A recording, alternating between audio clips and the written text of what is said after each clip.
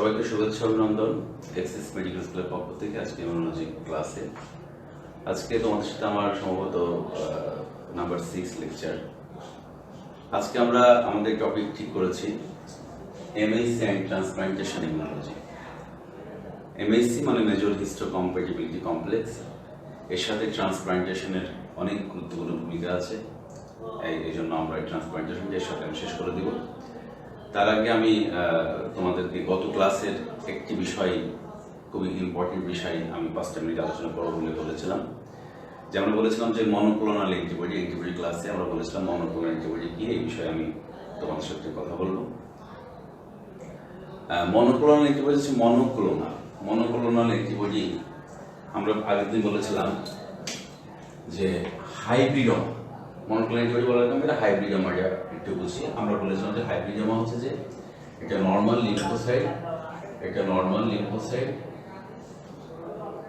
লিম্ফোসাইটের সাথে প্লাস একটা myeloma সেলকে fusion করা হয় তখন হাইব্রিডোমা তৈরি হয়। হাইব্রিডোমা হচ্ছে যে a cell produced by fusion of a normal lymphocyte বা normal cell with myeloma cell, এবং এটা হচ্ছে আমরা পলিথিলিন গ্লাইকল PAG এটার মাধ্যমে এই ফিউশনটা করা হয়। তাহলে এই হাইব্রিডোমা একটা সেল, এই হাইব্রিডোমা থেকে মূলত মনোক্লোনাল অ্যান্টিবডি তৈরি করা হয়। তাহলে হোমোজেনাস প্রিপারেশন অফ অ্যান্টিবডি তৈরি করা হয়। হোমোজেনাস প্রিপারেশন মনোক্লোনাল অ্যান্টিবডির সংজ্ঞা তাহলে কি হবে? যে homogenous preparation of monoclonal antibody, আমরা যদি বলি মনোক্লোনাল অ্যান্টিবডি, আমরা যদি বলি তাহলে কি homogeneous preparation of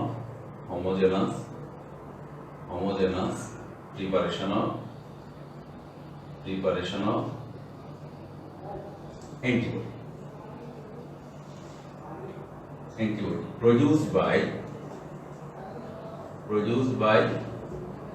a single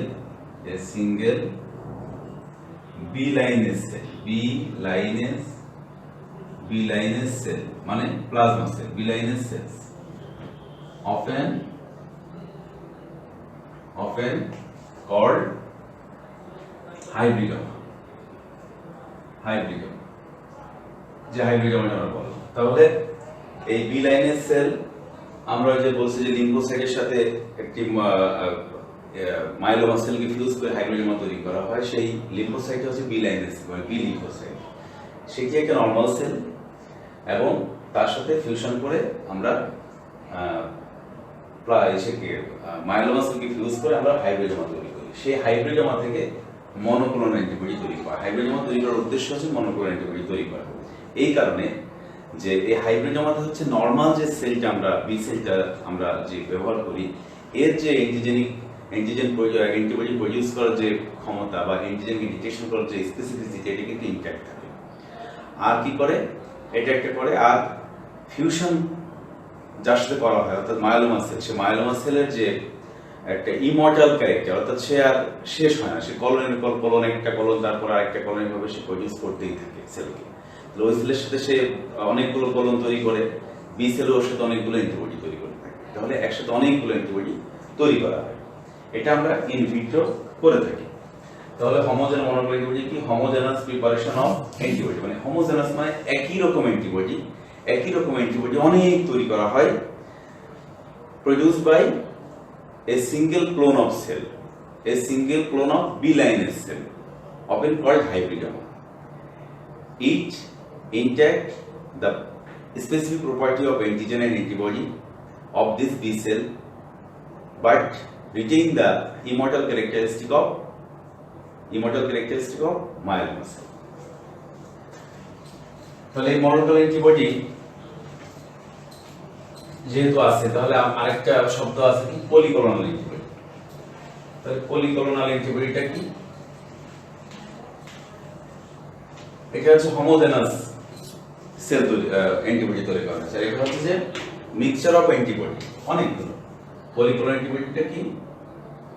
polyclonal antibody যে মিক্সচার অফ ডিফারেন্ট অ্যান্টিবডি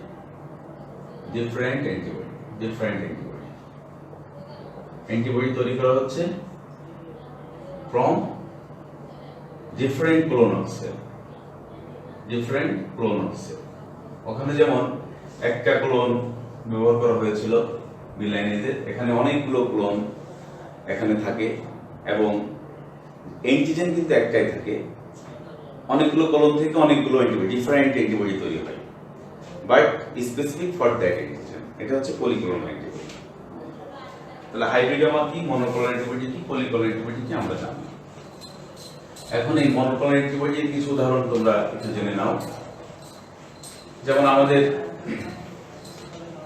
বিভিন্ন কাজে এখন মনোক্লোনাল অ্যান্টিবডি ব্যবহার করা হয় বিভিন্ন, বিশেষ করে অটো ইমিউন ডিজিজ ট্রিটমেন্টের ক্ষেত্রে। যেমন একটা আছে তোমার ব্যাসিলিকজিম্যাব। এই ম্যাপ যতগুলো শব্দের সাথে আছে, সব ম্যাপ মানে মনোক্লোনাল অ্যান্টিবডি ম্যাপ। তারপর রিটুক্সিম্যাব,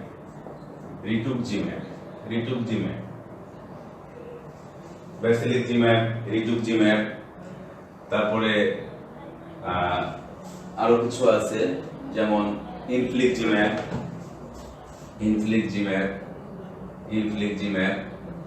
এগুলো হচ্ছে মনোক্লোনাল অ্যান্টিবডি উদাহরণ। এগুলো বিভিন্ন ডিজিজে ব্যবহার করা হয়। তাহলে যদি উদাহরণ দিতে চাই বা উদাহরণ যদি ধরে, তাহলে ব্যাসিলিকজিম্যাব, রিটুক্সিম্যাব, ইনফ্লিক্সিম্যাব এই তিনটি সব থেকে বেশি ব্যবহার করা হয়। এগুলো তোমরা জেনে রাখো। এখন এর ইউজ কি, মনোক্লোনাল অ্যান্টিবডি ইউজ কি?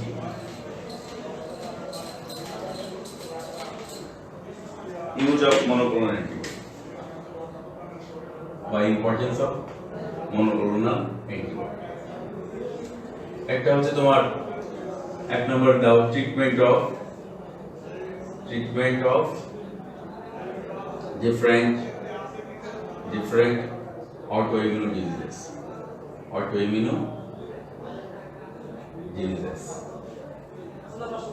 এখানে ব্যবহার করা। দুই নম্বর হচ্ছে treatment purpose, diagnostic purpose. Diagnostic কি? যেমন প্রেগন্যান্সি টেস্টে মনোক্লোনাল অ্যান্টিবডি ট্যাগ করা হয়, টেস্ট ব্যবহার করা হয়। তারপরে তোমার একটা আছে রেডিওলজিক্যাল ডায়াগনোসিস।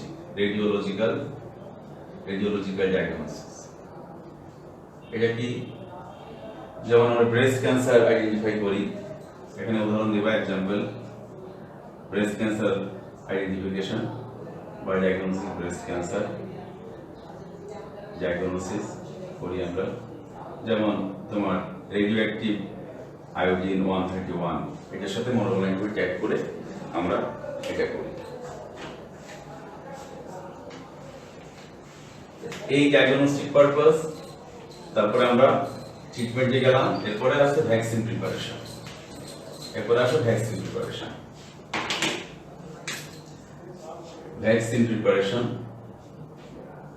যেমন কনজুগেট ভ্যাকসিন প্রিপারেশন।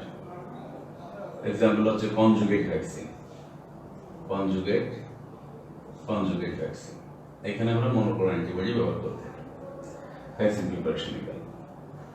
তারপরে আমরা prevention of infectious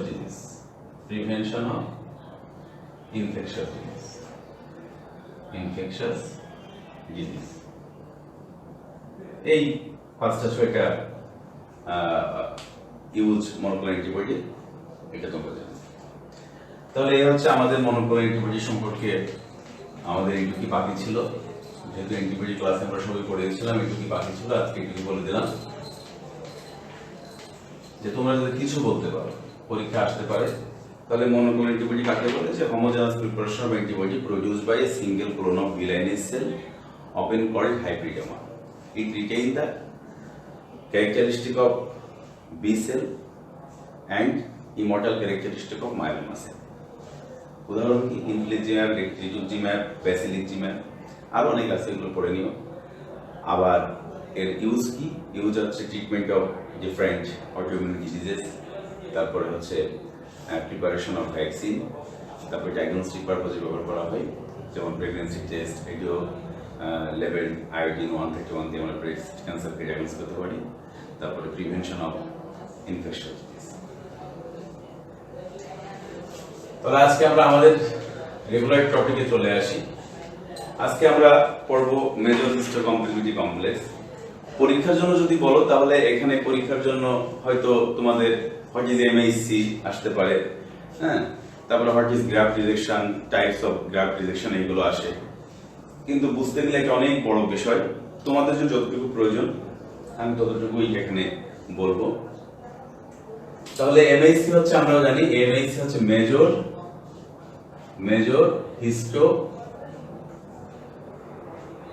compatibility complex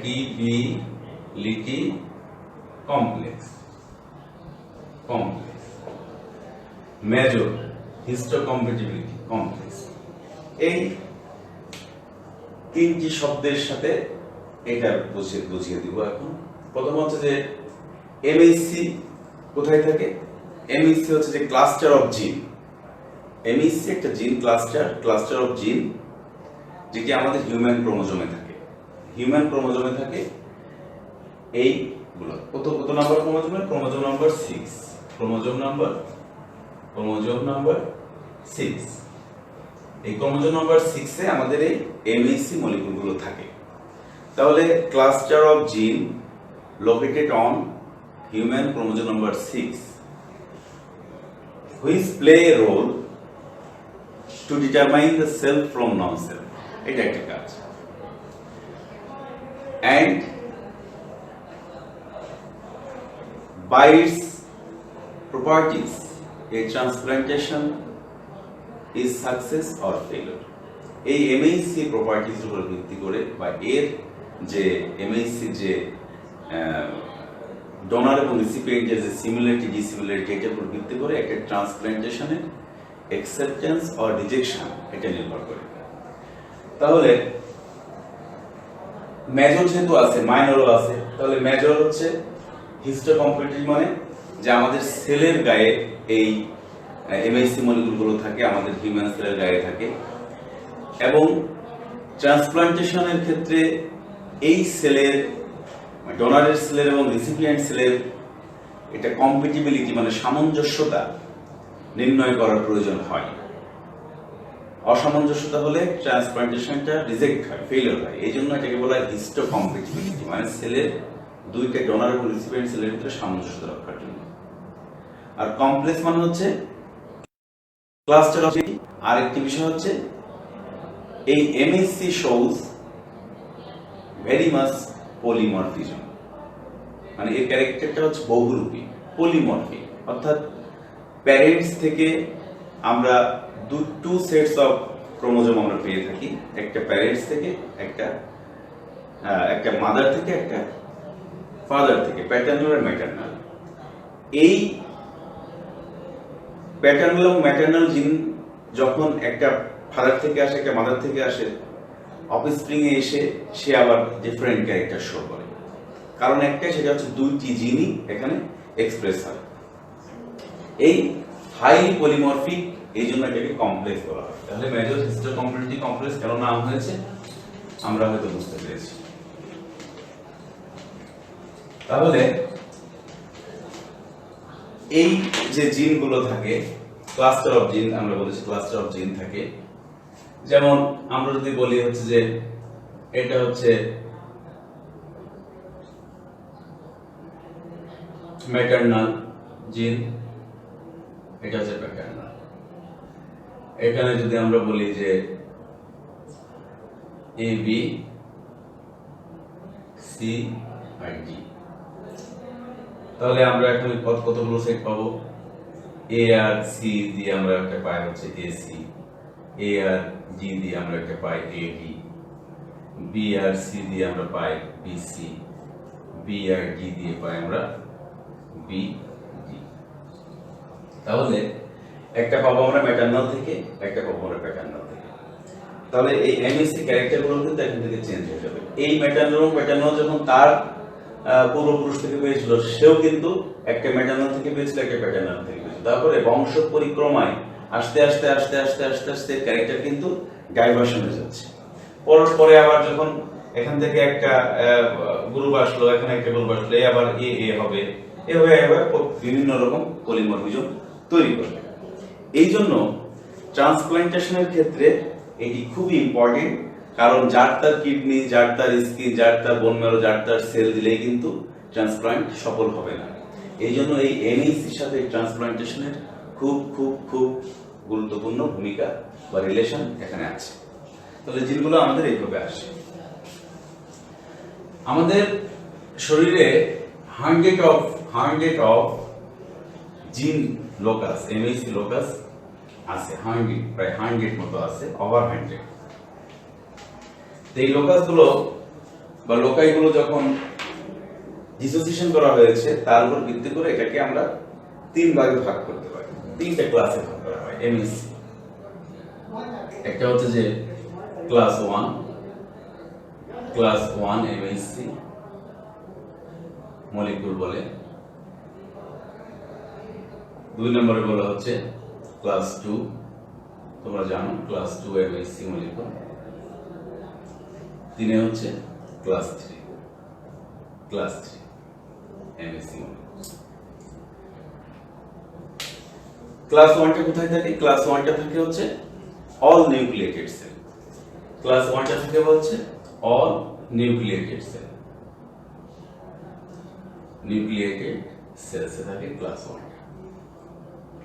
সব নিউক্লিয়েটেড সেলে ক্লাস 1টা পাওয়া যায়। আর ক্লাস 2টা পাওয়া যায় হচ্ছে অল অ্যান্টিজেন প্রেজেন্টিং সেলস। আর ক্লাস 3টা পাওয়া যায় হচ্ছে ইনফ্লামেটরি মিডিয়েটরস,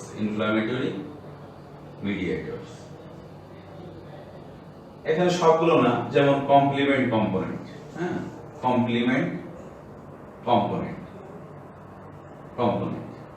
সাধারণত C2, C4 এই সমস্ত জায়গায়। তাহলে লোকেশন আমরা জানলাম যে ক্লাস 1 এমএইসি থাকে কোথায়, যদি জিজ্ঞাসা করে তোমরা বলবে যে all nucleated cell. Class 2 all antigen presenting cell. আর ক্লাস 3 ইনফ্লামেটরি মিডিয়েটরস, যেমন কমপ্লিমেন্ট কমপ্লেক্স কম্পোনেন্ট। তাহলে অ্যান্টিজেন প্রেজেন্টিং সেলে কিন্তু দুইটাই থাকতে পারে, ক্লাস 1 এবং ক্লাস 2, কারণ antigen presenting cell also a nucleated cell. কিন্তু ক্লাস 2 সব সময় থাকবে কোথায়? অ্যান্টিজেন প্রেজেন্টিং সেলে।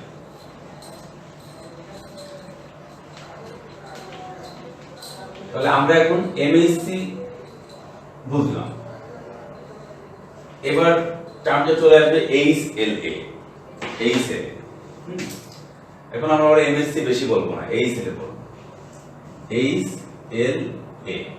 HLA মানে কি? Human leucocyte antigen. Human leucocyte antigen. এই এমএসসি মানে হিউম্যান লিউকোসাইট অ্যান্টিজেন, কারণ এই এমএসসি যখন ক্রোমোজোম হিউম্যান ক্রোমোজোমে পাওয়া যায় তখন সেটাকে HLA বলা হয়। হ্যাঁ, HLA হিউম্যান ক্রোমোজোমে পাওয়া যায়, হিউম্যান সেলে থাকে, এজন্য এটাকে HLA বলা হয়। হ্যাঁ, HLA বলা হয়। তাহলে এই জেনেটিক ডিস্ট্রিবিউশনটা কেমন হয়? ক্লাস 1 এ রিজিয়ন থাকে 3টি, মানে জিন রিজিয়ন।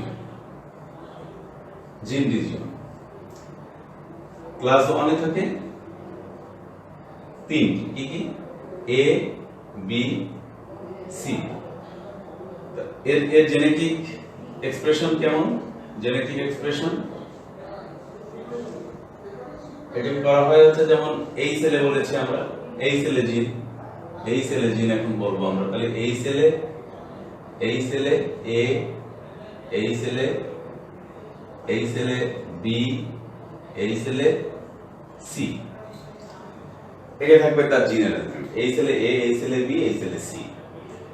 এই ক্লাস 1 এর ক্ষেত্রে 3টি লোকাই থাকে, রিজিয়ন থাকে। আর ক্লাস 2 তে থাকবে কি? ক্লাস 2 তে থাকবে হচ্ছে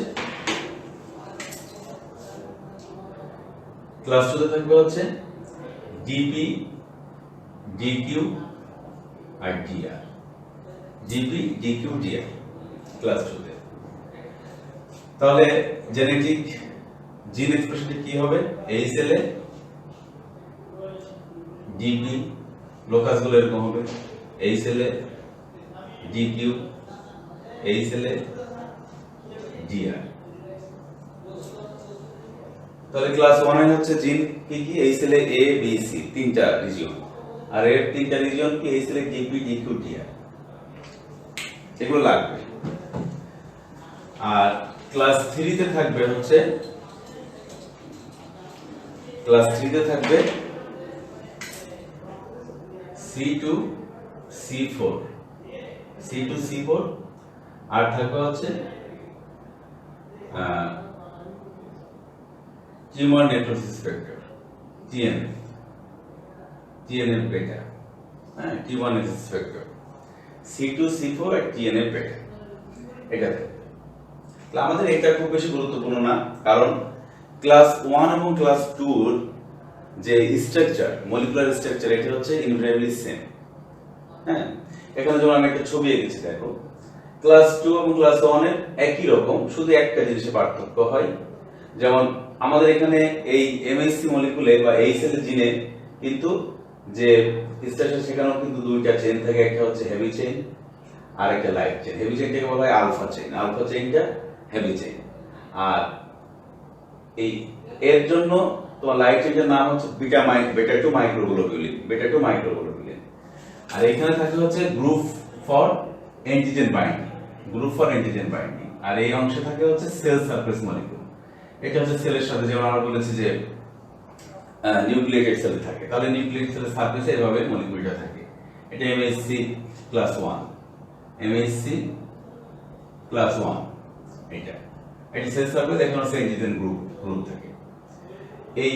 এই চেনের জন্য, এই হেভি চেনের জন্য এর পলিমরফিজম থাকে এর।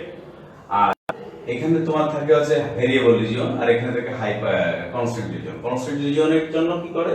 এ হচ্ছে তোমার যে অ্যান্টিজেন বাইন্ডিং এর জন্য যে টি সেল রিসেপ্টরের জন্য সে এখানে তার স্পেসিফিসিটি দেয়। তাহলে MHC 1 যদি হয়, তাহলে কোন টি সেল আসবে?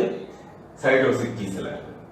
আমরা MHC এর আগের ক্লাসে আমরা রেস্ট্রিকশন করেছিলাম টি সেল ডেভেলপমেন্টের ক্ষেত্রে। তাহলে MHC যে ইম্পর্টেন্স, সেখানে ওইটা তো থাকবেই। যেমন আমরা জানি যে MHC class 1 have inherent affinity to cytotoxic বা CD8 plus T cell। তাহলে MHC রেস্ট্রিকশন কি? যে আমরা জানি যে T cell only recognize antigen when they association with either MHC class 1 or MHC class 2। এটা ছাড়া সে কিন্তু অ্যান্টিজেন প্রেজেন্ট করতে পারে না। এটা ছাড়া টি সেল কখনোই অ্যান্টিজেন নিতে পারে না। আর এমনি নরমালি বি সেল সরাসরি অ্যান্টিজেনকে নিতে পারে, কারণ তার গায়ে একটা অ্যান্টিবডি রিসেপ্টর থাকে, যাকে বলা হয় IgM। হ্যাঁ, তাহলে টি সেল যদি অ্যান্টিজেনকে নিতে চায়, তাহলে অ্যান্টিজেন প্রেজেন্টিং সেলকে ওই পলিপেপটাইড অ্যান্টিজেনের সাথে প্রসেসিং করে MHC এর মাধ্যমে এক্সপ্রেস হতে পারে। এটা আমরা জানি, এটা হলো MHC রেস্ট্রিকশন। আমরা জানি যে class 1 MHC have inherent affinity with CD8 বা সাইটোটক্সিক টি সেল। তাহলে একটা অ্যান্টিজেন প্রেজেন্টিং সেল যখন MHC 1 এর মাধ্যমে অ্যান্টিজেনের সাথে বাইন্ড করবে, তখন সে চলে যাবে কার কাছে? সাইটোটক্সিক টি সেলের কাছে। আর ক্লাস 2 এর ক্ষেত্রে এটা আমরা আগে পড়েছি, ক্লাস 2 হচ্ছে যখন antigen presenting cell class 2 MHC এবং পলিপেপটাইড অ্যান্টিজেনের সাথে বাইন্ড করবে, তখন সে চলে যাবে CD4 বা হেল্পার টি সেলের কাছে, অ্যান্টিজেন প্রেজেন্ট হবে।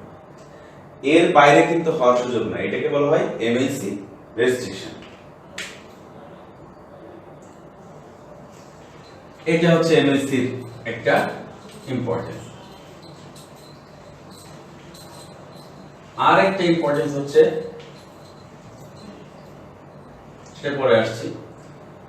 তাহলে আমরা চেইন পড়লাম হচ্ছে আলফা চেইন থাকবে, বেটা চেইন থাকবে, আলফা 1 আলফা 2 বেটা 1 বেটা 2 মাইক্রোগ্লোবুলিন এভাবে আমরা থাকে। এবং এটা হচ্ছে পলিমরফিক, পলিমরফিজম শো করে, যার ফলে একজন ইন্ডিভিজুয়াল থেকে আরেকটা ইন্ডিভিজুয়ালের এমএইসি অনেক পার্থক্য হয়। পলিমরফিক হওয়ার কারণে ক্রস ওভার রেট, অর্থাৎ একটা ইন্ডিভিজুয়ালের সাথে আরেকটা ইন্ডিভিজুয়ালের মিল সাধারণত ক্রস ওভার রেটকে বলা হয় অনলি 0.5% মিল থাকে। এই জন্য একটা কিডনি বা লিভার ট্রান্সপ্লান্ট করতে গেলে ডোনার পাওয়া কিন্তু অনেক কষ্টসাধ্য হয়। ফার্স্ট ডিগ্রি রিলেটিভস এর ভিতরে সেটা খুঁজতে হয়, তারপরে অনেক টেস্ট আছে, সেগুলো আমরা পরে আসবো। সেগুলো করে এটা মিনিমাল একটা অ্যাকসেপ্টেন্স রেঞ্জের ভিতরে রাখতে হয়, যে আমরা সাধারণত 50% এমএইসি মিল যদি থাকে তাহলে সেইটাকে ট্রান্সপ্লান্টের জন্য অ্যাডভাইস করা হয়।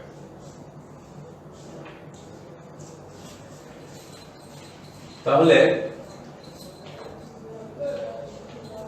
আর দুইটা কারণে এমএইসি হচ্ছে খুব গুরুত্বপূর্ণ, এটা আমরা আসছি।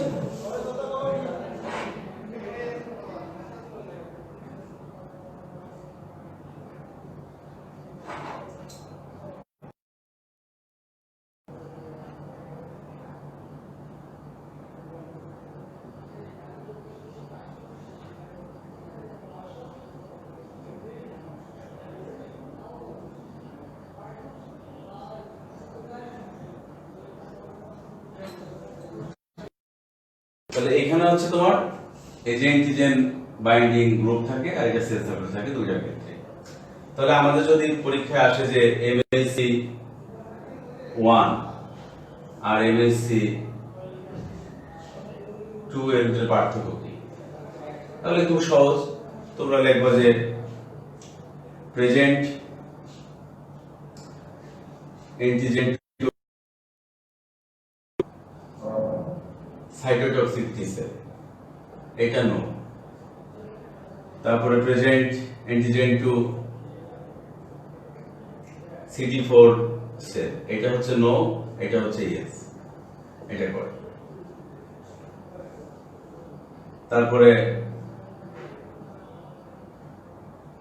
নিউক্লিয়েটেড সেলে পাওয়া যায় কাকে, নিউক্লিয়েটেড সেলে পাওয়া যায় হচ্ছে MHC1 কে। আর অ্যান্টিজেন প্রেজেন্টিং সেলে এটা হচ্ছে ইয়েস হবে, এটা হবে নো। আর অ্যান্টিজেন প্রেজেন্টিং সেলে পাওয়া যায় এটাও ইয়েস হবে, এটাও ইয়েস হবে। এ হচ্ছে এইভাবে তোমরা পার্থক্যটা করতে পারো।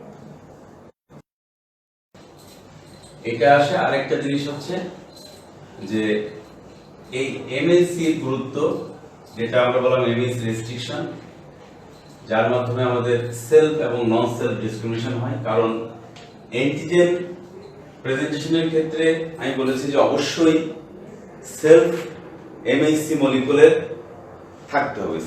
সেলফ এমএসসি মলিকুল তোমার অ্যান্টিজেনটা সেলফ না নন সেলফ এটাকে সে ডিসক্রিমিনেট করবে। যদি বাইরে থেকে কোনো অ্যান্টিজেন আসে, এই সেলফ এমএসসি মলিকুল যে সেই অ্যান্টিজেনকে সে ডিসক্রিমিনেট করবে যে এটা কি সেলফ অ্যান্টিজেন নাকি নন সেলফ অ্যান্টিজেন। যদি সেই অ্যান্টিজেনের সাথে এই এমএসসির কোনো সিমিলারিটি পায় তাহলে সে সেটাকে সেলফ হিসাবে নিবে। কিন্তু আর ওই এমএসসি যদি ওই সেলটা যদি ওই অ্যান্টিজেনের এমএসসির সাথে কোনো মিল না থাকে, কোনো সিমিলারিটি না পায়, তাহলে সে সেটাকে নন সেলফ হিসাবে নিবে। তার উপর ভিত্তি করে এই ট্রান্সপ্লান্টেশন ইমিউনোলজিটা ডেভেলপ করছে। আমাদের এমএসসির বেসিক হচ্ছে এইটুকু। এমএসসি টার্মিনোলজি ছাড়া জানার কিছু নাই। ক্লাস 1টা কোথায় থেকে, ক্লাস 2 কোথায় থেকে, এটা স্ট্রাকচারটা কেমন, কয়টা লোকাস আছে, কয়টা রিজিয়ন আছে, সেগুলো আমরা জেনেছি।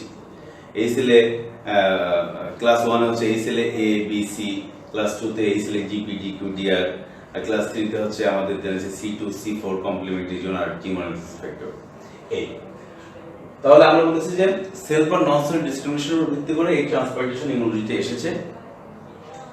তাহলে এমএসসি গুরুত্ব এক নাম্বার হচ্ছে to accept or rejection of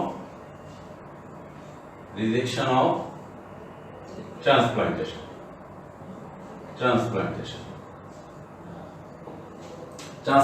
accept হবে নাকি রিজেকশন হবে সেটা এমএসসি ঠিক করে দেবে। আরেকটা হচ্ছে ডেভেলপমেন্ট অফ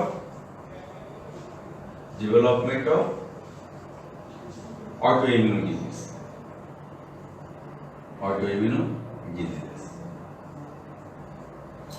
অনেক অটোইমিউন ডিজিজ আছে যেগুলোর সাথে এমএইচসির অ্যাসোসিয়েশন আছে, মানে এই সেলে অ্যান্টিজেনের অ্যাসোসিয়েশন আছে। সেই অটোইমিউন ডিজিজগুলো কি কি সেটা আমরা জানবো, এটা পরীক্ষাতে আসে। তাহলে আমরা প্রথমে আসি ট্রান্সপ্লান্টেশন। মূল বিষয় ট্রান্সপ্লান্টেশনের জন্য এমএইচসিটা বেসিক জিনিসটা জানাতে হবে আছে, এই জন্য আমরা পড়াবো। তাহলে what is transplantation?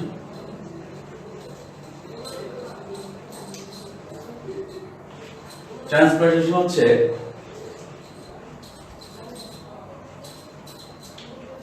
Transplant or implant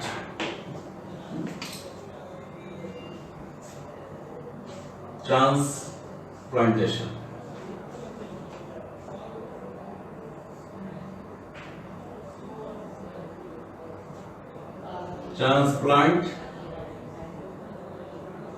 or implant of an organ or tissue or part of it সেটা সেল হতে পারে, part of it from one side to another side, একটা জায়গা থেকে আরেক জায়গায় তুমি ট্রান্সপ্লান্ট করবে, ইমপ্ল্যান্ট করলা। either within same individuals or from one individual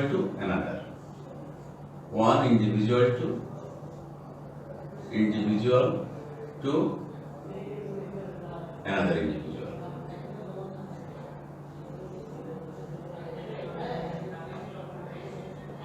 তাহলে আমি বলছি সেটা শুনে মনে রাখো যে transplant or implant of an organ or tissue or part of it from one side to another side, either within same individual or from one individual to another individual in same species.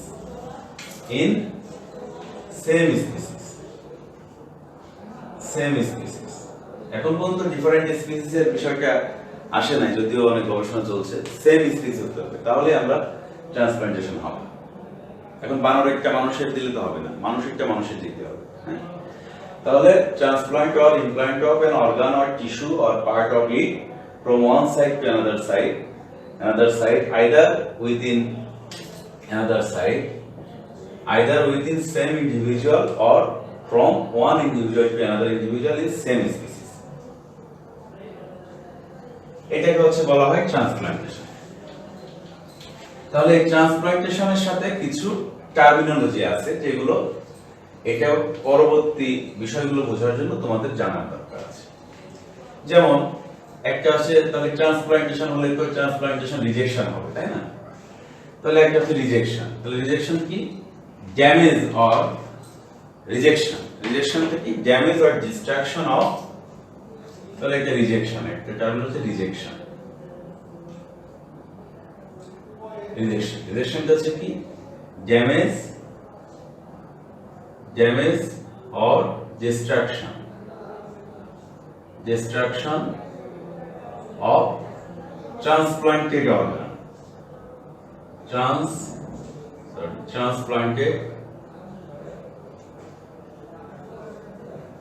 transplanted organ or tissue by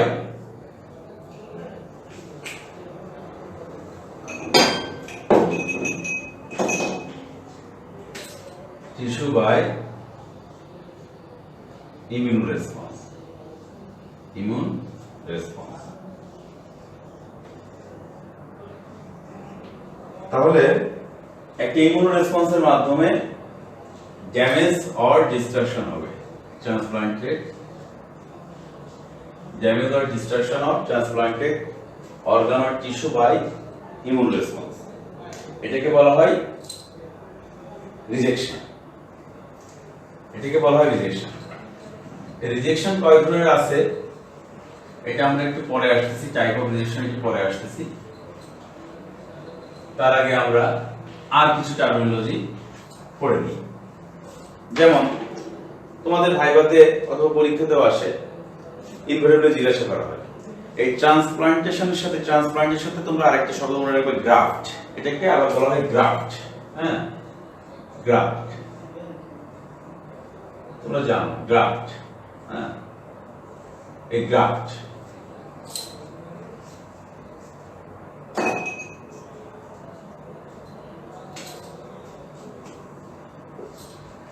এই graft. তাহলে graft কয় ধরনের আছে? Graft আছে হচ্ছে 4 ধরনের। এটা পরীক্ষা জিজ্ঞাসা করা হয় 4 ধরনের গ্রাফট আছে। একটা হচ্ছে অটোগ্রাফট। অটোগ্রাফট না, কিন্তু অটোগ্রাফ দেয় নায়িকা খেলোয়াড়রা সেটা না, অটোগ্রাফট। অটোগ্রাফট অটোগ্রাফট। আরেকটা আছে আইসোগ্রাফট। আইসোগ্রাফট আইসোগ্রাফট। আরেকটা আছে অ্যালোগ্রাফট। অ্যালোগ্রাফট অ্যালোগ্রাফট। আরেকটা জেনোগ্রাফট। জেনোগ্রাফট। তাহলে গ্রাফট কয় ধরনের? গ্রাফট মানে কিন্তু ট্রান্সপ্লান্টেশন আমি বলেছি। অটোগ্রাফট, আইসোগ্রাফট, অ্যালোগ্রাফট, জেনোগ্রাফট। একদম মুখস্থ করে ফেলবে, অটোগ্রাফট, আইসোগ্রাফট, অ্যালোগ্রাফট, জেনোগ্রাফট, এই 4টা। তাহলে কোনটা কি কাকে বলে? অটোগ্রাফট মানে যে নিজের শরীরের সেম ইন্ডিভিজুয়ালের থেকে সেল নিয়ে একটা সাইড থেকে আরেকটা সাইডে গ্রাফট করা। যেমন স্কিন গ্রাফট, যেমন রোড ট্রাফিক অ্যাক্সিডেন্টে স্কিন লস হলে আরেক জায়গা থেকে স্কিন নিয়ে ওই ইন্ডিভিজুয়ালের দেহে লাগানো হয়, এটাকে বলে অটোগ্রাফট। যেমন হেয়ার গ্রাফটিং, হ্যাঁ, হেয়ার গ্রাফট বা হেয়ার ট্রান্সপ্লান্ট, এটা হচ্ছে সেম ইন্ডিভিজুয়ালের থেকে নিয়ে একটা সাইড থেকে আরেকটা সাইডে করা হয়। তাহলে কি হবে? Graft or transplant of cell or tissue from one side to another side in a same individual. আচ্ছা, আইসোগ্রাফটটা কি? যে graft or transplant tissue or organ in genetically similar individual. Graft or transplant of tissue or organ within বা between genetically same individual. উদাহরণ কি? Monozygotic twin, তারা genetically same.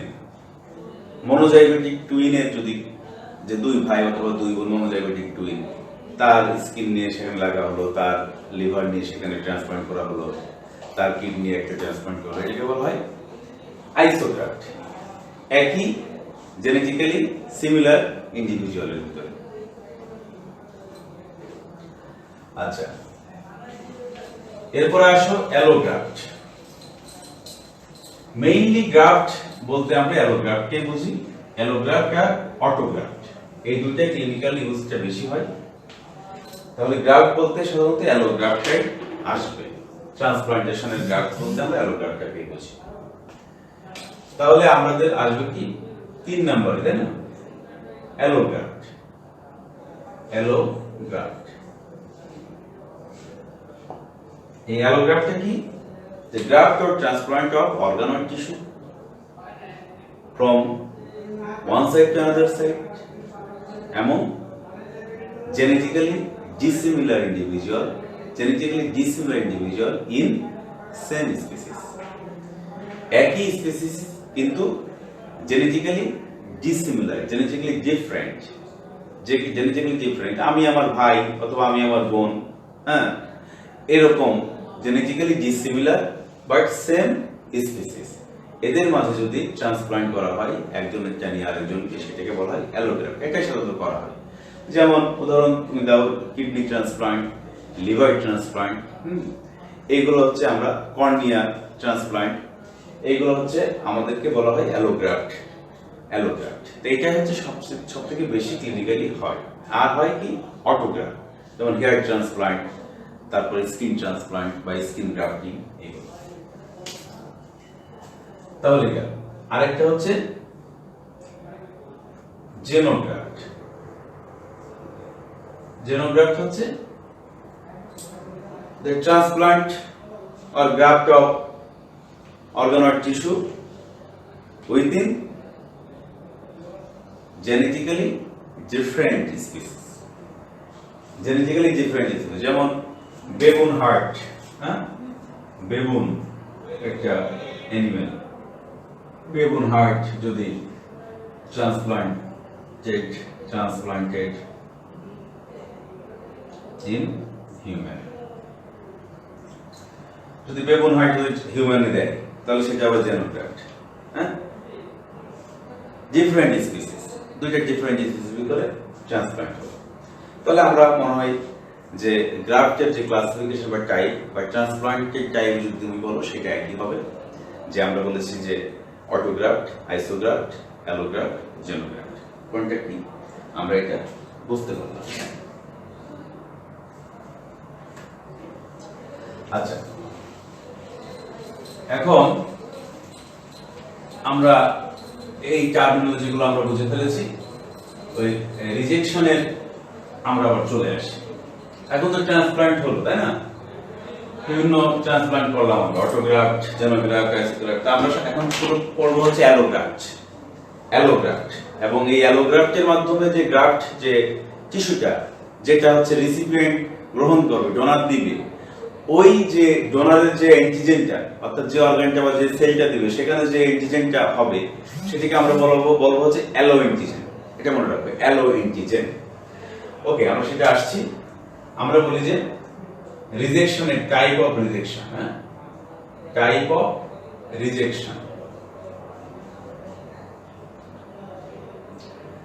Type of rejection অথবা আরেকটা নাম বলে rate of rejection. Rate of rejection just basic আলোচনা করছি। Types of rejection or rate of rejection, এটা হচ্ছে তিন ধরনের টাইপ আছে। একটা হচ্ছে যে hyper acute, hyper acute rejection. কালই শেষ হয়ে গেছে। Hyper acute rejection, hyper acute রিজেকশনটা কি? occurs within minutes or within 24 hours of engraftment. 24 hours of engraftment. Hyper acute, একটা গ্রাফট করার পরে ওই 3 মিনিটের ভিতরেই এই রিঅ্যাকশনটা শুরু হয়ে যায়, রিজেকশন রিঅ্যাকশনটা, অথবা 24 ঘন্টার ভিতরে এটা হয়। 24 ঘন্টার আগে হতে হবে, তাহলে সেটা হাইপার অ্যাকিউট রিজেকশন। তা আমরা রিজেকশন নিয়ে কথা বলছি কেন? আসলে ট্রান্সপ্লান্টেশন হলেই রিজেকশন হবে, এটাই বাস্তব। কারণ ওই যে বলেছি যে এই সেল অ্যান্টিজেনের পলিমরফিজম, ডিসিমিলারিটি, একটা ইন্ডিভিজুয়ালের সাথে আরেকটা ইন্ডিভিজুয়ালের ক্রস ওভার রেট মাত্র 0.5%। অনেক অনেক অনেক ডিসিমিলারিটি পাওয়া যায়। ইভেন বাবার সাথে বাবা মায়ের যে জিন পাচ্ছি, সন্তানের অনেক ডিসিমিলারিটি, তার প্রয়োজনীয় আরো ডিসিমিলারিটি, এভাবে ডিসিমিলারিটি বাড়তে থাকে। এখন কারো কারো ক্ষেত্রে সেম লোকাস, সেম রিজন আস্তে আস্তে এক পর্যায়ে দেখছে কারোর সাথে মিল হয়, কিন্তু কখনোই 100% হবে না, কখনোই 100% হবে না। এটা মোর দ্যান 50 হলেই অনেক কিছু। আমরা গুড বলি। 70 to 80 হলে তো ভেরি ভেরি মানে ওইটাকে আমরা সব থেকে এক্সিলেন্ট বলি। আর মোর দ্যান 50 বা 50% এর ভিতর হলে মোটামুটি এটা অ্যাকসেপ্টেবল হয়, যে কিছুদিন সেটা থাকে। আর তোমরা জানো যে ট্রান্সপ্লান্ট করলে পারে, এটা কিডনি ট্রান্সপ্লান্ট, লিভার ট্রান্সপ্লান্ট করলে যে পেশেন্ট একটা আনসার্টেইন পিরিয়ডের জন্য অনেক সময় ধরে যে সার্ভাইভ করবে তা না। ট্রান্সপ্লান্টের উদ্দেশ্য হচ্ছে যে লাইফ স্প্যানটাকে কিছুটা হলেও বাড়ানো। গবেষণায় দেখা গিয়েছে যে একটা success transplant not more than 5 years, এর বেশি সেটা থাকে না। আলটিমেটলি রিজেকশন হয়। এই জন্য রিজেকশন নিয়ে কথা হচ্ছে, যে রিজেকশনটা আসলে কেন হয়। তাহলে আমরা হাইপার একুট রিজেকশন বলছি occurs within minutes or within 24 hours of engraftment। তাহলে কেন হয়, এত দ্রুত কেন হলো? কারণ হচ্ছে, এর কারণ কি, যে রিঅ্যাকশন হবে কার সাথে? Reaction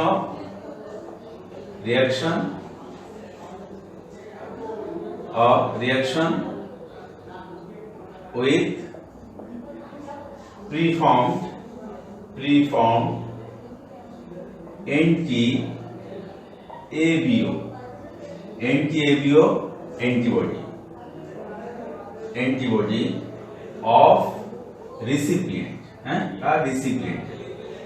of recipient, the reaction with preformed anti-ABO antibody of recipient, reaction with preformed anti-ABO antibody of recipient with donor, কার সাথে? donor ABO antigen।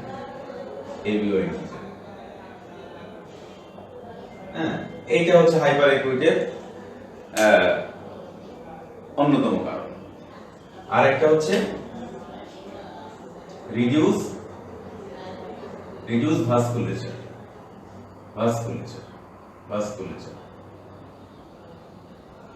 ভাস্কুলারিটি কমে যায়, একটা ভাস্কুলারিটি কমে যায়। আরেকটা হচ্ছে অ্যান্টি-ABO অ্যান্টিবডি রেসিপিয়েন্টের রিঅ্যাকশনটা হয়, অ্যান্টি-ABO অ্যান্টিবডির সাথে ABO অ্যান্টিজেনের রিঅ্যাকশনটা হয়। এই জন্য এটাকে হোয়াইট গ্রাফট রিঅ্যাকশন বলে, সাদা হয়ে যায়, হোয়াইট গ্রাফট রিঅ্যাকশন বলে। এই ভাস্কুলারিটি কমে গেলে সেখানে নেক্রোসিস হয়ে যায়, আলটিমেটলি গ্রাফট রিঅ্যাকশন হয়ে যায়। এটা হচ্ছে হাইপার একুট রিঅ্যাকশন। তাহলে হাইপার একুট রিঅ্যাকশন থেকে যদি আমরা গ্রাফটটাকে বাঁচাইতে চাই, তাহলে আমাদের কি করতে হবে? ও যে কারণটা, তাহলে ABO গ্রুপিং এবং ক্রস ম্যাচিং এর কম্প্যাটিবিলিটি টেস্টটা আমাদের করে নিতে হবে। এটাকে আমরা প্রিভেন্ট করতে পারবো।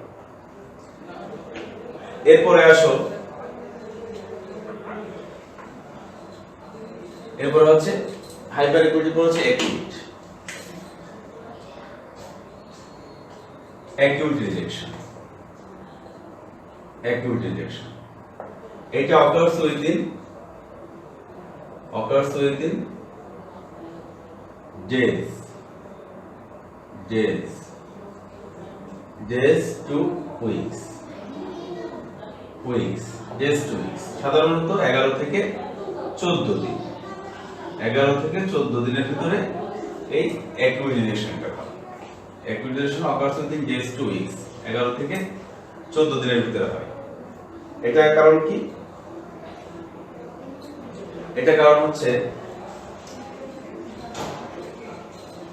acute rejection-এর কারণ হচ্ছে যে টি সেলের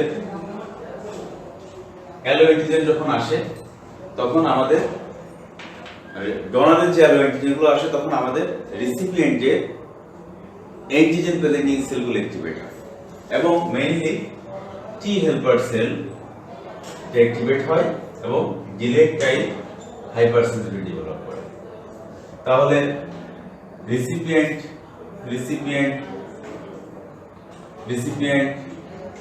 অ্যালোঅ্যান্টিজেন থাকলো, তারপর তোমার ডোনারের অ্যালোঅ্যান্টিজেন রিসিপিয়েন্টের অ্যান্টিজেন প্রেজেন্টিং সেলগুলো এই অ্যান্টিজেনকে প্রেজেন্ট করবে, ডোনারের অ্যালোঅ্যান্টিজেন, ঠিক আছে। আর রিসিপিয়েন্টের অ্যান্টিজেন প্রেজেন্টিং সেল।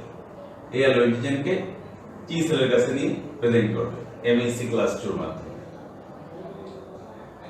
তাহলে এই রিজেকশনের ক্ষেত্রে সবথেকে গুরুত্বপূর্ণ ভূমিকা পালন করে এমএসসি ক্লাস 2, বাট এমএসসি 1 এরও গুরুত্ব আছে, কিন্তু সবথেকে বেশি মেজর রোল প্লে করে এমএসসি ক্লাস 2, কারণ সে হচ্ছে delayed type hypersensitivity that T helper সেলকে অ্যাক্টিভেট করে, এবং এ আবার সিমেন্টেনিয়াসলি সাইটোটক্সিক টি সেলকে অ্যাক্টিভেট করে।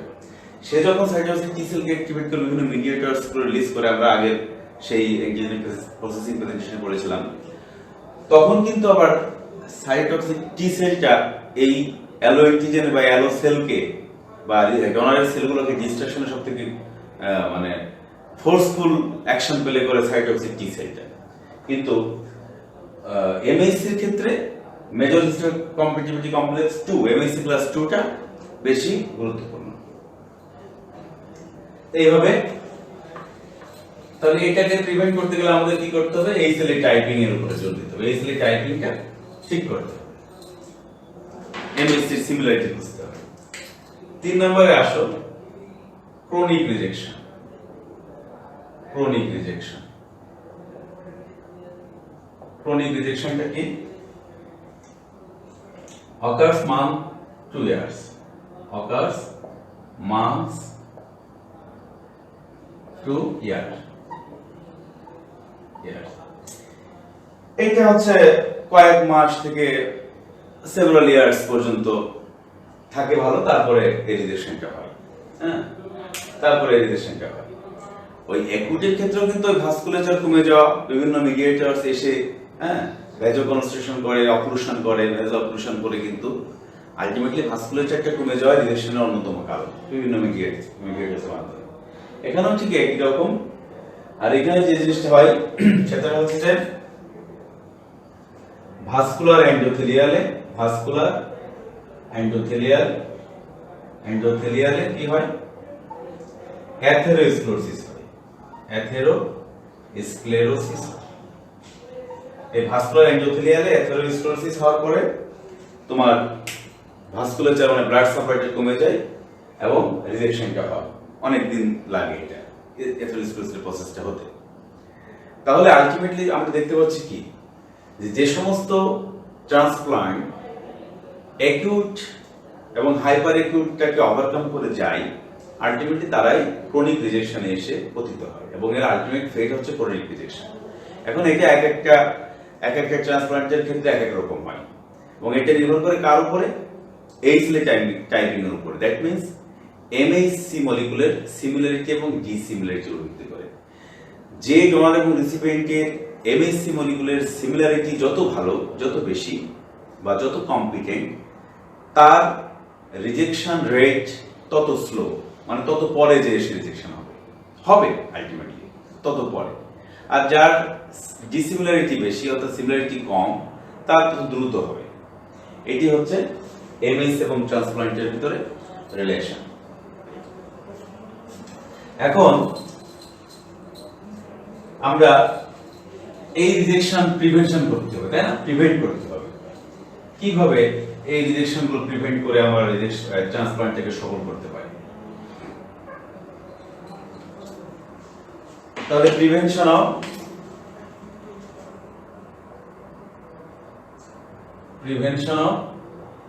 রিজেকশন তা তো করতে হবে, তা নাহলে তো ট্রান্সপ্লান্ট সারা পৃথিবীতে হচ্ছে। এত সমস্যা বললাম, তো সমাধান তো বলতে হবে। তাহলে প্রিভেনশন অফ রিজেকশন কি? একটা হচ্ছে আমরা বলেছি যে ডোনার, এটা লেখো ভালো, এটা আসবে পরীক্ষাতে। Donor and recipient, donor and recipient ABO grouping and processing,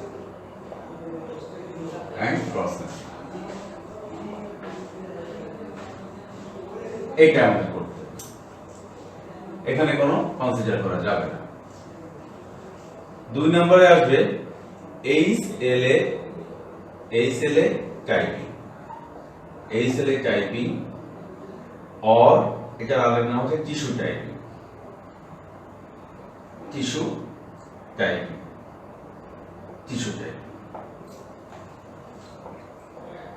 এটা হচ্ছে খুব ইম্পর্টেন্ট, এই সেলে টাইপিং অর টিস্যু টাইপিং, আর donor and recipient ABO grouping and processing. 3 নম্বরে আসবো হচ্ছে আমরা immunosuppression. Immunosuppression, immunosuppression. আরেকটা হচ্ছে যে ট্রান্সপ্লান্টেশন মনিটরিং। 4 নম্বর। তাহলে আমরা এক করে আসি। এটা তো আমরা জানি donor recipient ABO blood grouping processing কিভাবে করা হয়। গ্রুপিং মিলতে হবে, ক্রস ম্যাচ করবো, মাইনর এবং মেজর অ্যান্টিজেন গুলো দেখবো আমরা। আর এই সেলে টাইপিং। এখন আসো এই সেলে টাইপিং।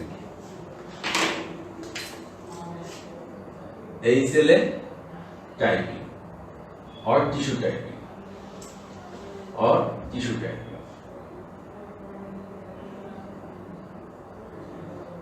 এটা সাধারণত কয়েকভাবে করা হয়। একটা হচ্ছে তোমার ডিএনএ সিকোয়েন্সিং এর মাধ্যমে করা হয়। সিকোয়েন্সিং, ডিএনএ সিকোয়েন্সিং বাই কার মাধ্যমে? পিসিআর।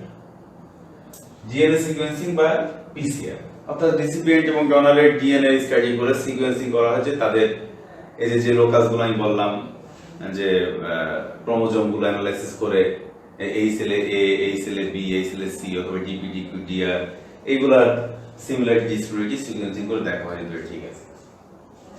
এটা হচ্ছে তোমার মলিকুলার মেথড। হ্যাঁ, এটা মলিকুলার মেথড, মানে কিভাবে করা হয়। 2 নম্বর হচ্ছে তোমার সেরোলজি। সেরোলজির মাধ্যমে করা হয় কিভাবে? Cytotoxicity test. Cytotoxicity test, cytotoxicity test. এটা কি? সাইটো মানে বস্তু হচ্ছে সেল। দ্য রিসিপিয়েন্ট এবং ডোনারের সেল নিয়ে মিক্সার করা হয় একটা কালচারে। সেখানে দেখা যায় যে সেলগুলো লাইভ না বা কোনো রিঅ্যাকশন হয়েছে কিনা বা কোনো টক্সিসিটি হয়েছে কিনা সেটা দেখা হয়। সেলের ডিস্ট্রাকটিভ প্রপার্টিজ গুলো দেখে এটা করা হয়। এখন এই দুইটা যদি অ্যাভেলেবেল না থাকে, সেখানে আরো কিছু আদার টেস্ট আছে যেগুলো আমাদের দেশে হয়। হ্যাঁ, তার ভিতরে একটা আছে তোমার মিক্সড লিম্ফোসাইট রিঅ্যাকশন, এমএলআর, অথবা মিক্সড লিম্ফোসাইট কালচার। এমএলআর হচ্ছে mixed lymphocyte reaction, mixed lymphocyte reaction, MLR. এই মিক্সড লিম্ফোসাইট রিঅ্যাকশন এটা করা হয়। আর একটা টেস্ট আছে, সেটা হচ্ছে এনটিএইচএলএ অ্যান্টিবডি দেখা হয়। কিসের মাধ্যমে? এলাইজা করা হয়, এলাইজা। আর একটা হচ্ছে ফ্লো সাইটোমেট্রি।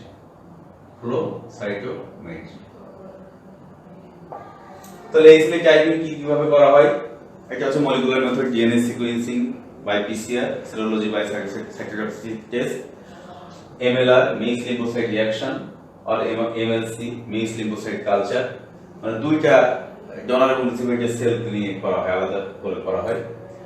আর এনটিএইচএল অ্যান্টিবডি দেখা হয় এলাইজা এবং ফ্লো সাইটোমেট্রির মাধ্যমে। আচ্ছা, এইটা একটা তোমার কম্প্যাটিবিলিটি টেস্ট। এগুলো সব এরপরে তুমি এটা করে ট্রান্সপ্লান্ট হলো। তারপরে কিন্তু কম্প্যাটিবিলিটি আমি বলেছি 50% কম্প্যাটিবিলিটি হলেই ট্রান্সপ্লান্ট হয়। তার নিচে হলে পরে সাধারণত করার অ্যাডভাইস করা হয় না।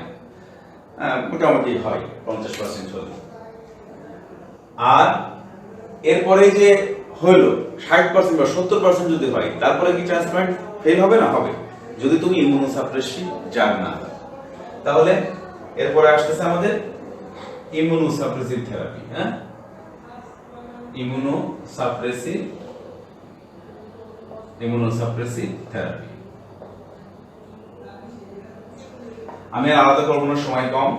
ইমিউনোসাপ্রেসিভ থেরাপি আমরা দিই ট্রান্সপ্লান্ট হয়ে যাওয়ার পরে। ইমিউনোসাপ্রেসিভ দেওয়া হয় যাতে রিসিপিয়েন্টের ইমিউনো সেলগুলো, ইমিউনোকম্পিটেন্ট সেলগুলো হাইপার অ্যাক্টিভ না হয়। তার টি সেলকে সাপ্রেস করতে হবে, আমাদের টি সেলকে সাপ্রেস করে রাখতে হবে যাতে সে ওই যে গ্রাফট টিস্যুকে ক্ষতি করতে না পারে। এই জন্য টি সেলকে সাপ্রেস করতে হবে। এখানে কিছু নন স্পেসিফিক থেরাপি আছে, যেমন তোমার সাইক্লোস্পোরিন দেওয়া হয়, সাইক্লোস্পোরিন, তারপরে সাইক্লোফসফামাইড, ফসফামাইড, তারপর হচ্ছে মেথোট্রেক্সেট, এমটিএক্স একবারে লিখি, মেথোট্রেক্সেট, তারপরে তোমার কর্টিকোস্টেরয়েড, এগুলো দেওয়া হয়। তারপর হচ্ছে টোটাল লিম্ফয়েড ইরাডিয়েশন করা হয় অনেক সময়, টোটাল লিম্ফয়েড ইরেডিয়েশন, হ্যাঁ, অর্থাৎ রেডিয়েশন দিয়ে লিম্ফয়েড সেলগুলোকে নষ্ট করে দেওয়া হয় যাতে ইমিউনো কম্পিটেন্ট সেল না থাকে, রেডিয়েশন। এইটা করলে পর তো ক্ষতি, তাই না? তখন কি হবে?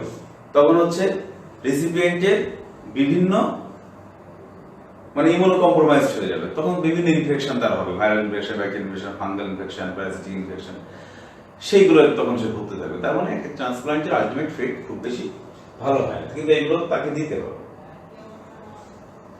এটা হচ্ছে non specific therapy, non specific. আবার স্পেসিফিক কিছু আছে। স্পেসিফিকের ভিতরে আছে হচ্ছে তোমার যেমন অ্যাক্টিভ এনহ্যান্সমেন্ট, একটা আছে তোমার যে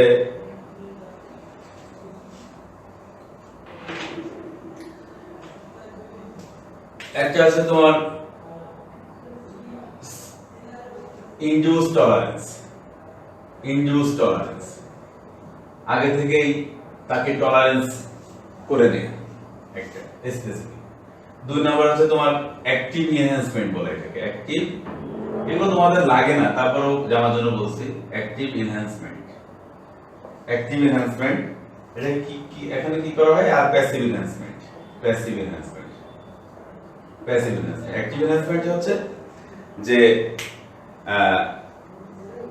ডোনারের অ্যান্টিজেনটা আইভির মাধ্যমে ইন্ট্রাভেনাসলি আগে থেকে রিসিপিয়েন্টকে দিয়ে নেওয়া হয় সেন্সিটাইজ করার জন্য, যাতে সে সেন্সিটাইজ হয়ে থাকে ট্রান্সপ্লান্টের আগে। আর প্যাসিভ এনহ্যান্সমেন্ট হচ্ছে কি ডোনার অ্যান্টিবডি, অর্থাৎ অ্যালো অ্যান্টিজেনের এগেইনস্ট অ্যান্টিবডি, সেটা দেওয়া হয় যাতে যদি অ্যান্টিজেন প্রডিউস হয় তাতে সে নিউট্রালাইজ করতে পারে। ওকে, আচ্ছা, এটা গেল। এখন ট্রান্সপ্লান্টেশন শেষ। আরেকটা বলেছে হচ্ছে এমইসির সাথে রিলেশন বলেছে অটো ইমিউনিটিস। ও, আরেকটা কোশ্চেন তোমাদের আসে, সরি, আরেকটু 5 মিনিট সময় নাও। যে fetus is an alloantigen, বা fetus is an allograft। fetus এটা সব সময় আসে, fetus is an allograft, তাই না? but do not rejected। why এই প্রশ্নটা আসে।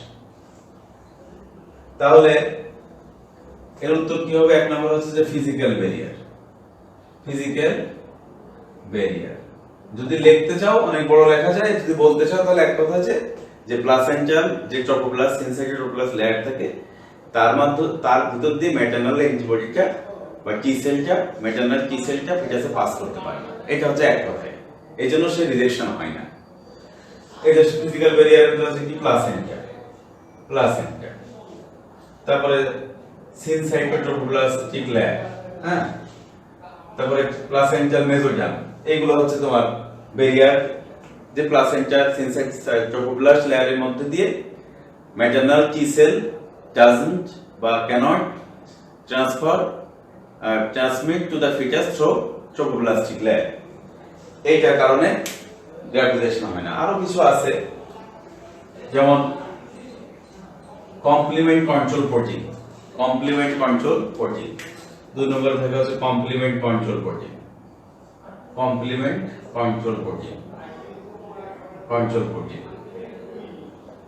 এই কমপ্লিমেন্ট কন্ট্রোল প্রোটিন থাকে, যার কারণে সে কি যে C3 কনভার্টেজটাকে সে ভেঙে দেয়, ব্রেকডাউন করে দেয়। Breakdown C3 convertase. C3 কনভার্টেজকে breakdown করার কারণে কি হয়, পরবর্তী ইনফ্লামেটরি রিঅ্যাকশনগুলো হতে পারে না, এটা একটা কারণ। আরেকটা হচ্ছে অ্যাবসেন্স অফ, 3 নম্বর হচ্ছে অ্যাবসেন্স অফ ক্লাসিক্যাল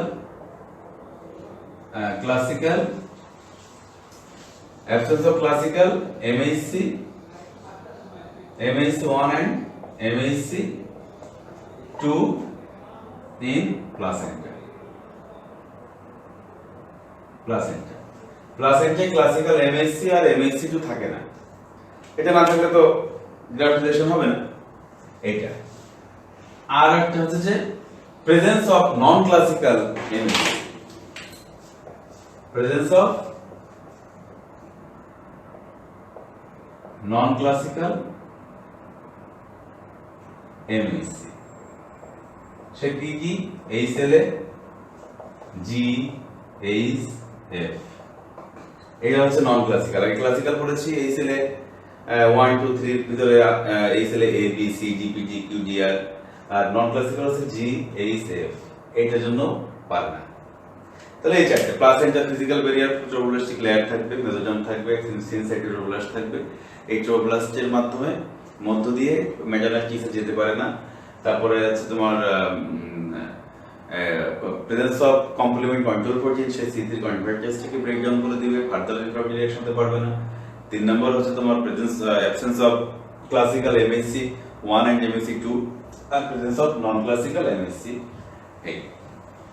এটা লিখলে অনেক কিছু, অনেক পোস্ট গ্রাজুয়েশন লেভেলে হয়ে গেল। এখন আসা আরেকটা শেষ কথা হচ্ছে যে অটো ইমিউন ডিজিজের ক্ষেত্রে বলেছি যে একটা হলো ট্রান্সপ্লান্টেশন MHC এর সাথে ট্রান্সপ্লান্টের কি সম্পর্ক, আর একটা অটো ইমিউন ডিজিজের সাথে রিলেশনশিপ। তাহলে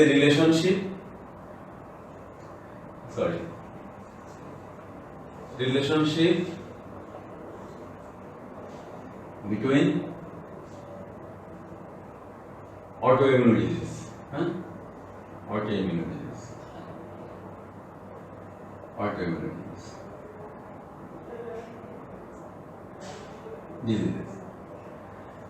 যেমন কিছু জিন আছে, এই সেলে জিন আছে অটোইমিউন ডিজিজের সাথে, কিছু উদাহরণ তোমরা শুধু দিব। যেমন এই সেলে B27, দেখা গেছে যে যাদের এই সেলে B27 আছে তাদের কি হয়, অ্যাঙ্কাইলোজিং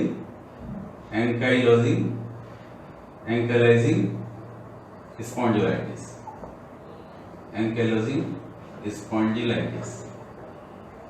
আর রেইটার সিনড্রোম। এই দুইটা রেইটার সিনড্রোম। তাহলে এই সেলে B27 যাদের থাকে তাদের দেখা গেছে যে অ্যাঙ্কাইলোজিং স্পন্ডিলাইটিস এবং রেইটার সিনড্রোম হওয়ার সম্ভাবনা থাকে, বা যাদের এই সেলে অ্যাঙ্কাইলোজিং স্পন্ডিলাইটিস এবং রেইটার সিনড্রোম হয় তাদের এই সেলে B27 অ্যাসোসিয়েশন থাকে। আচ্ছা, এবার আসো এই সেলে DR2, এই সেলে DR2 সাথে থাকে হচ্ছে মাল্টিপল স্ক্লেরোসিস।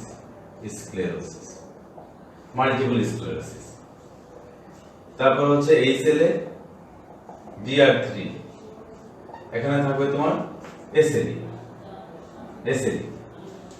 তারপরে আসো এই সেলে DR4, এটা রিউমাটয়েড আর্থ্রাইটিস। এরপরে আসো এরকম অনেক আছে, আমরা জাস্ট গুরুত্বপূর্ণ কয়েকটা উদাহরণ দিই। এই সেলে GP2, এই সেলে GP2 সাথে থাকবে ইনসুলিন ডিপেন্ডেন্ট ডায়াবেটিস মেলাইটিস। এই হচ্ছে তোমার এই সেল অ্যাসোসিয়েশন গুলো আমরা বললাম। এই সেলে DQ2, কনফিউশন ছিল আমার একটু। এই সেলে DQ2 ইনসুলিন ডিপেন্ডেন্ট ডায়াবেটিস মেলাইটিসের সাথে অ্যাসোসিয়েশন আছে। তাহলে এই সমস্ত অটোইমিউন ডিজিজেও এই সেলের অ্যাসোসিয়েশন আছে। তাহলে এই MHC এবং ট্রান্সপ্লান্টেশনে আমরা কি সামার যদি করি, তাহলে MHC রেস্ট্রিকশন যেটা আমাদের টি সেল ডেভেলপমেন্টের ক্ষেত্রে আমরা পড়েছিলাম, যে একটা অ্যান্টিজেন প্রেজেন্ট কিভাবে হয়, অর্থাৎ একটা টি সেল কিভাবে অ্যাক্টিভেট হয়, এই এমএসসি অ্যাসোসিয়েশনের সাথে অ্যান্টিজেন প্রেজেন্টেশনের বিষয়টা, যেটাকে বলি আমরা এমএসসি রেস্ট্রিকশন অ্যাসোসিয়েশনগুলো আমরা জানি যে cytotoxic T sell MSC1, helper টি সেল MSC2, এটা তো একটা গেল। আর একটা হচ্ছে ট্রান্সপ্লান্টেশনের ফেইলিওর এবং সাকসেস, আর একটা association with auto immunity disease. তাহলে এইটি হচ্ছে আমাদের আজকের বিষয় ছিল। আমার মনে হয় যে বিষয়টা এত ভাস্ট আমি করি নাই, যতটুকু করা দরকার ছিল। তারপরেও তোমাদের বোঝার জন্য যতটুকু প্রয়োজন এইটুকু তোমরা যদি জানো, তাহলে আমি মনে করি যে যদি ইমিউনোলজিতে পোস্ট গ্রাজুয়েশন না করো, আপ টু